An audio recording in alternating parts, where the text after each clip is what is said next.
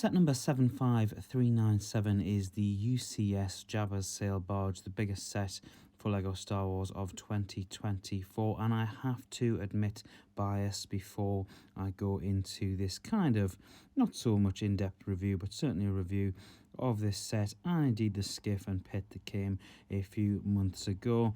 I really wanted this set when I found out that we were going to get it at the back end of 2023, when there's murmurs that we would be getting a UCS sail barge at the end of 2024. I was very, very pleased, and to be fair, I am still pleased now that I have the set built and in hands. However, it does come at the question mark of the astronomical price to recreate the scene of £500 British.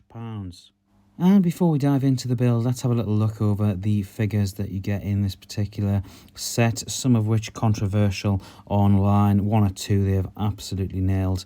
As per usual with the UCS set, you do get the plaque, which has everything about the sail barge on it, including at the very bottom, you may even be able to see the full name of Jabba the Hutt. It's got the owner there, and I'm not going to attempt to pronounce that, but certainly not written as Jabba the Hutt.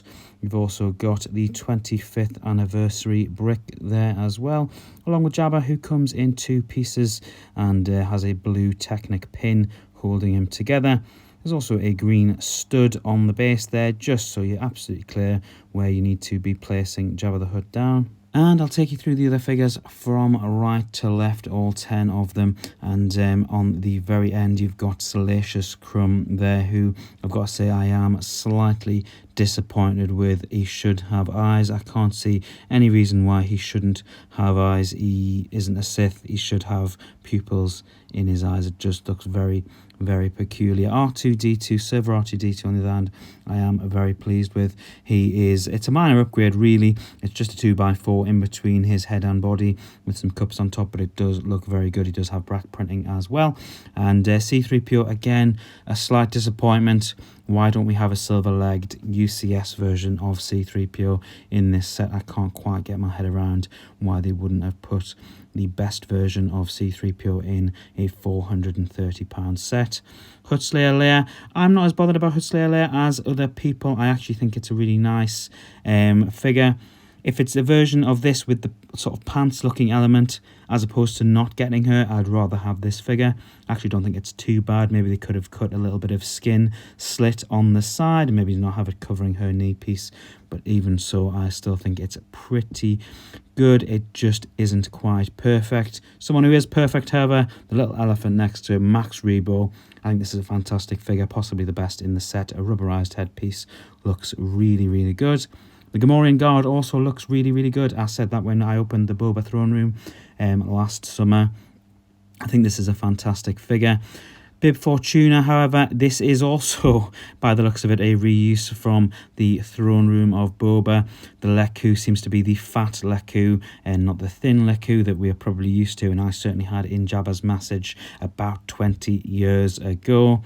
And towards the end, some new figures. You've got Vazam, Kithaba, and Woof, and these all look pretty nice. There's not a whole lot of source material in terms of LEGO history to put these figures against, so I am pretty pleased with the way they look. Only 3 of these figures have dual molded head printing, and I'll take you through all 3 of them. You've got Huttslayer Leia there, and hers looks pretty good. Bib Fortuna as well. I think that looks a bit more accurate, and you've also got Woof on the end there with 2 facial expressions. A little bit disappointing that some of the other figures didn't have facial expressions, but a lot of them with the rubberized heads obviously wouldn't be having any dual molded expressions. Let's get back to the build, and starting with one of the things I built most recently, and one of the very last bags, was the fins to the barge, and the only 2 external stickers, 2 on either side that you can see there on the fin, and the fin can be rotated in a 360-degree axis. You can have it in any sort of configuration you like. The side panels are held onto the sail barge. There's 3 pins, Technic pins per panel. There is 2 per every brick break you can see. You'll be able to see there the bricks, and then the 2 black pins holding it in to the side of the barge. And I think I'll have to pull down the other side of the sail barge just so I can give you a good sort of look into it. It's very dark on the interior otherwise. The top deck actually looks really good in all grey. I was slightly concerned that it would look a bit Star Warsy and quote, because everything in Star Wars seems to be grey. It actually looks very nice on top and lots of manoeuvrability as you go through the top of the sail barge.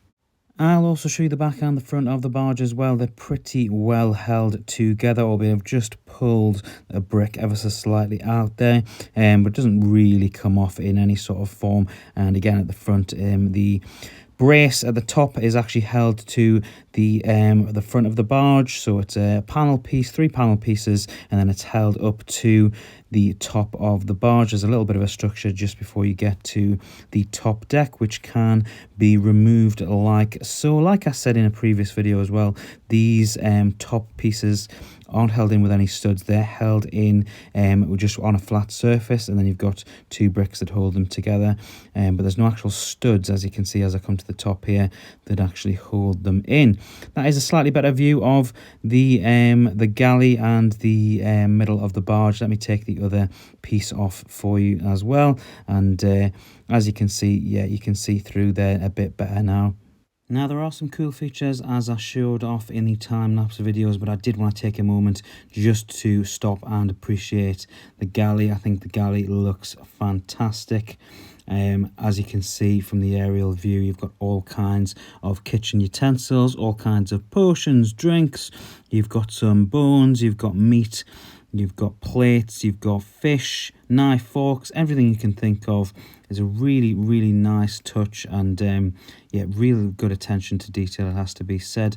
I do enjoy the jail cell that is on the other side, and as you can see here as well, you can also move the door backwards and forwards to the front of the ship where they are driving it, and that is the front of the ship as well.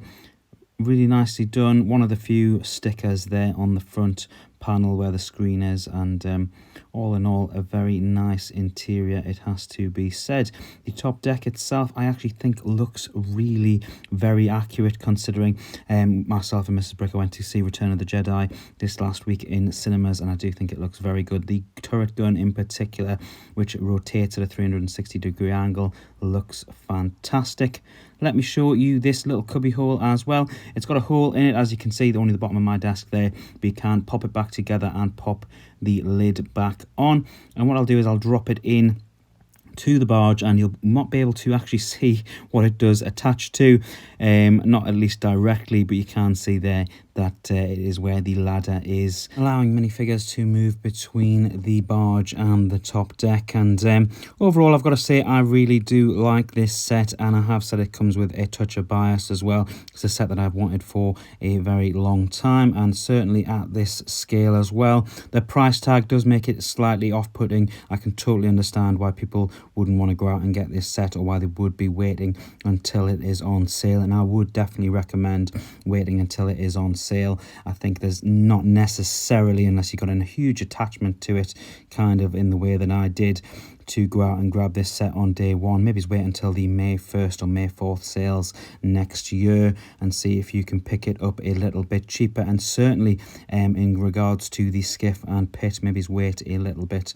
longer to grab that. I've already seen it on sale for 10-20%, so possibly wait to grab that nearer the festive season. Speaking of the skiff and pit, it's time to put this next to the skiff and pit and create that scene that I have paid a fair price to create. I've got to say, even if I take the price out of it, and I probably have to just for this particular moment, I think it looks fantastic. It's without doubt the best sail barge. It's without doubt the best skiff and pit.